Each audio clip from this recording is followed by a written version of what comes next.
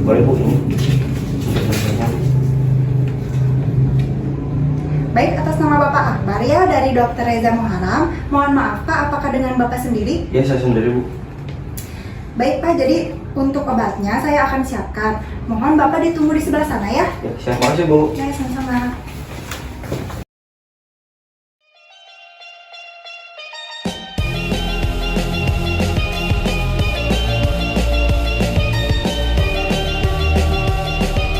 Holding me back, gravity's holding me back. I want you to hold out the palm of your hand. Why don't we leave it at that? Nothing to say, but everything gets in the way.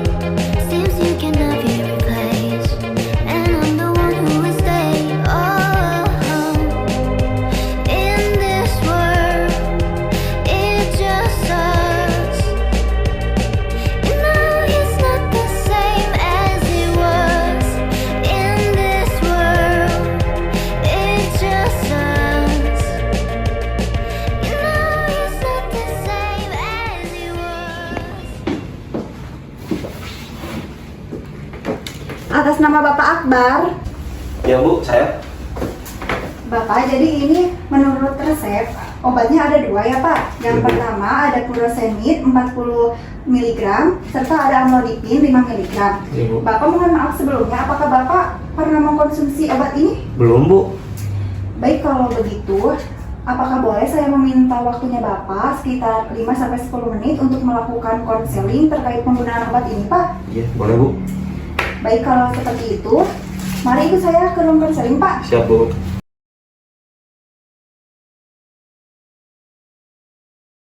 Silakan duduk Pak. Baik Bu.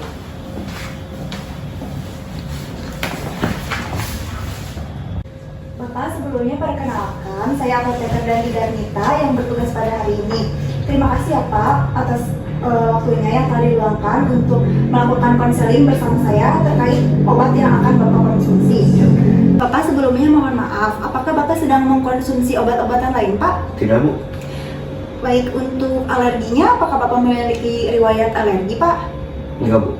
Ini Bu, saya kan tadi dilakukan pemeriksaan lab ya Bu. Dari data hasil lab ini saya itu tidak mengerti Bu apa aja penjelasan yang berdasarkan dari hasil lab ini gitu. Baik, kalau begitu apakah Bapak membawa data labnya Ya, Pak? ini Bu dibawa hasil labnya. Boleh saya lihat? Ya Bu ini.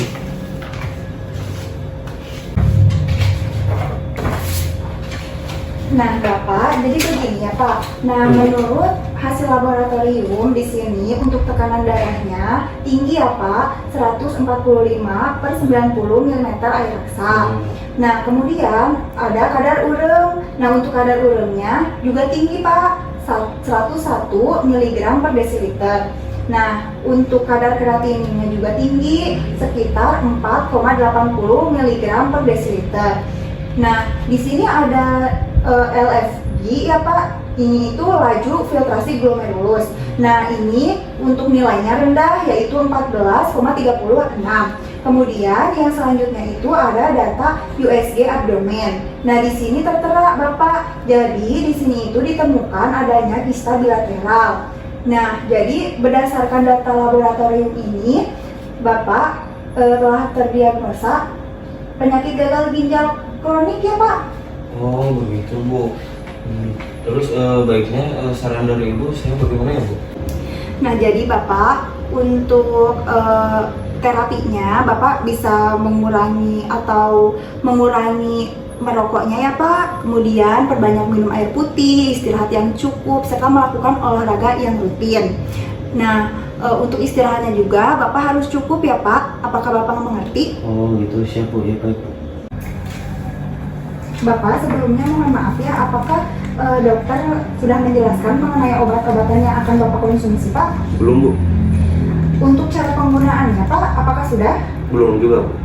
Baik, kalau untuk tujuan setelah Bapak mengkonsumsi obat-obatan ini, apakah sudah dijelaskan oleh dokter Pak? Belum Bu.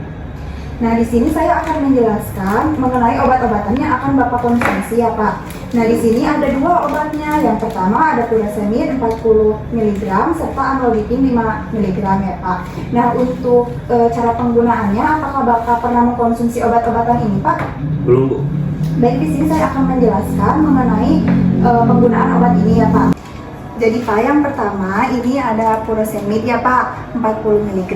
Nah, furosemid dikonsumsi pada pagi hari setelah makan ya Pak. Nah, ini dikonsumsi di waktu yang sama untuk keesokan harinya. Jadi misalnya Bapak pada hari ini mengkonsumsi furosemid pada pukul 8 pagi. Nah, untuk keesokan harinya Bapak juga mengkonsumsi pada pukul 8 pagi.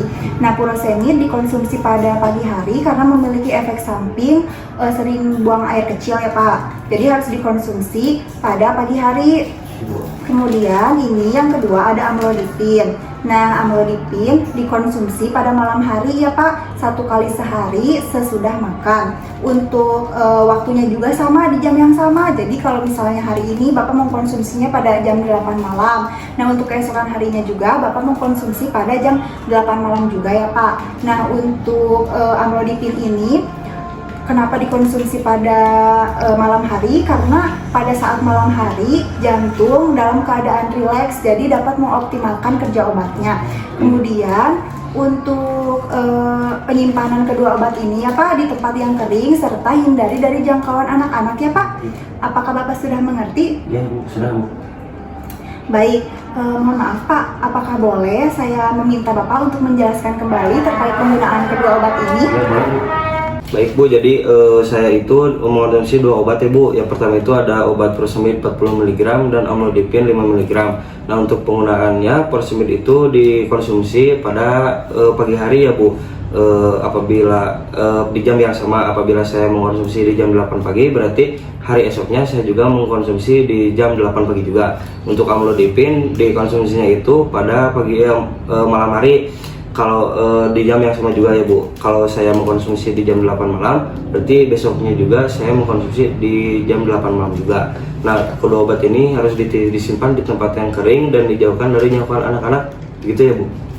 Baik Bapak, jadi Bapak sudah paham ya atas apa yang telah saya jelaskan. Apakah ada yang ditanyakan lagi Pak? Sudah cukup Bu. Baik, terima kasih ya Pak atas waktunya. Saya rasa dari saya cukup ya Pak. Semoga apa yang telah saya jelaskan dapat bermanfaat serta dapat mengoptimalkan pengobatan Bapak. Nah, untuk selanjutnya Bapak dapat menyelesaikan administrasinya di depan ya Pak. Ini untuk obatnya. Semoga lekas sembuh ya Pak. Ya, makasih Bu. Sama-sama.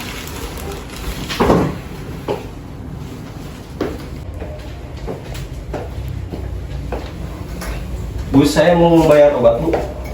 Oh ya baik Pak, sebentar ya. Ya Bu.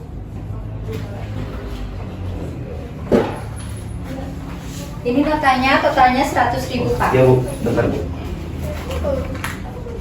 Ini Bu, 100.000 pas ya Bu. Ya, terima kasih. Terima kasih ya Bu. Ya.